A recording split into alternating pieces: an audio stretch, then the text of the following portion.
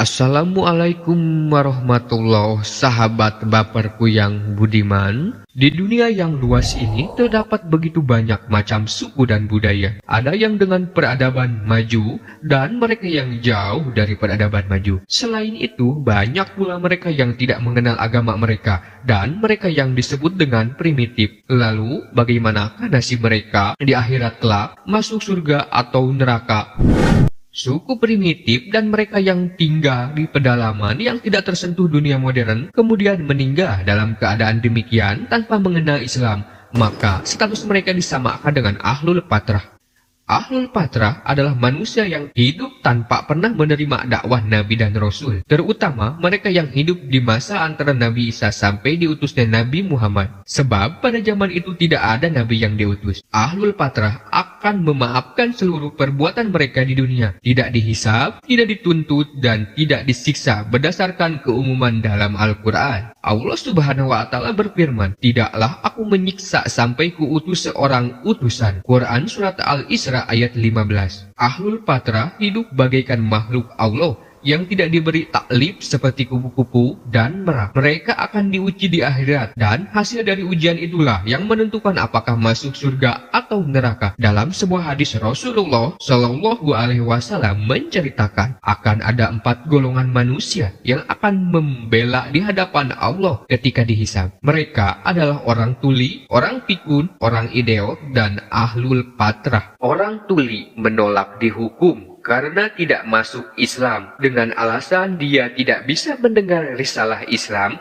sehingga tidak bisa mengimaninya. Lalu orang bikun tidak bisa memeluk Islam dengan alasan bahwa dakwah Islam sampai kepadanya, namun pada saat akalnya sudah tidak berfungsi dengan baik lagi. Kemudian orang idiot mengaku tidak bisa memeluk Islam karena saat hidup di dunia dalam keadaan memiliki keterbatasan mental atau gangguan kejiwaan, sehingga mereka tidak bisa membedakan mana yang baik dan mana yang buruk. Sedangkan Ahlul Fatrah termasuk di dalam suku primitif. Mereka mengatakan tidak bisa memeluk karena tidak ada utusan Allah yang datang mendakwahi Islam kepada mereka. Kemudian Allah Subhanahu wa Ta'ala menerima semua alasan mereka, lalu membuat perjanjian pada saat itu agar menaati apapun yang diperintah oleh Allah Subhanahu wa Ta'ala. Maka di fase ini Allah memulai menguji agar mengetahui nasib mereka masuk surga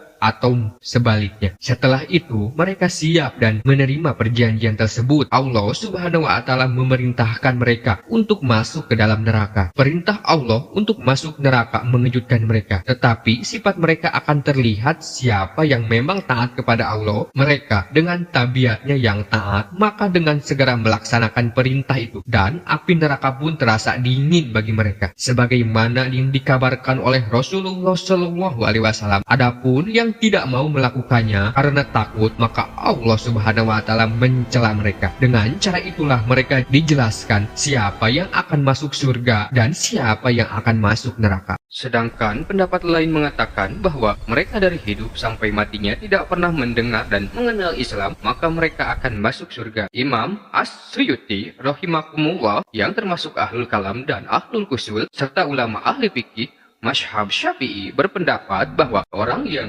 mati dalam keadaan belum pernah mendengar Islam, ia masuk ke surga. Jika kalian suka sama video ini, jangan lupa subscribe, like, share, dan tinggalkan komentar kalian di sini. Assalamualaikum warahmatullahi wabarakatuh.